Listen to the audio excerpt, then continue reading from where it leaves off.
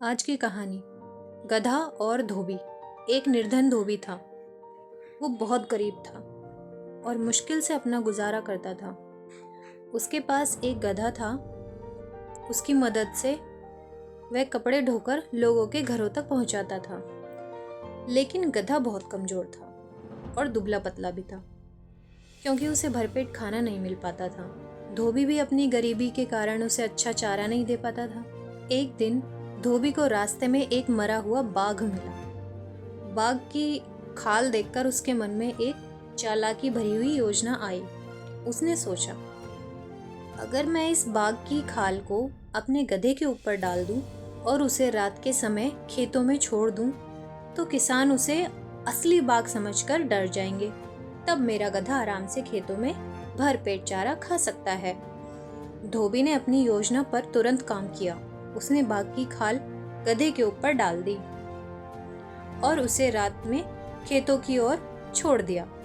अंधेरे में गधा बिल्कुल बाघ जैसा दिख रहा था। उसे देखकर किसान डर गए और कोई भी उसके पास जाने की हिम्मत नहीं कर पा रहा था। इस तरह गधा रोज रात को खेतों में जाकर भरपेट खाना खाने लगा और धीरे धीरे मोटा और तंदुरुस्त बन गया। कुछ दिनों तक सब कुछ ठीक चल रहा था। गधा अब पहले जैसा कमजोर नहीं रहा था, बल्कि काफी खुश और ताकतवर हो गया था। लेकिन एक रात उसकी जिंदगी बदल गई। उस रात गधा खेत में चर रहा था कि अचानक उसे पास के गांव से एक गधी के रैंकने की आवाज सुनाई दी। उस आवाज को सुनकर वो खुद को रोक नहीं पाया। वो अपनी असली आदत भूल गया और खुशी में जोर जोर से रैंकने लगा। जैसे ही किसानों ने उसकी आवाज सुनी, उन्हें तुरंत समझ आ गया कि ये असली बाघ है ही नहीं, बल्कि एक गधा है जो बाघ की खाल ओढ़े हुए है। किसान गुस्से में भर गए। वे लाठियां लेकर दौड़े और उन्होंने गधे को पकड़कर उसकी खूब पिटाई कर दी।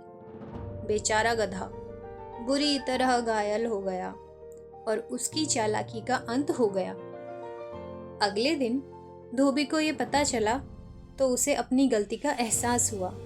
उसने सोचा कि लालच और चालाकी से काम लेना हमेशा सही नहीं होता।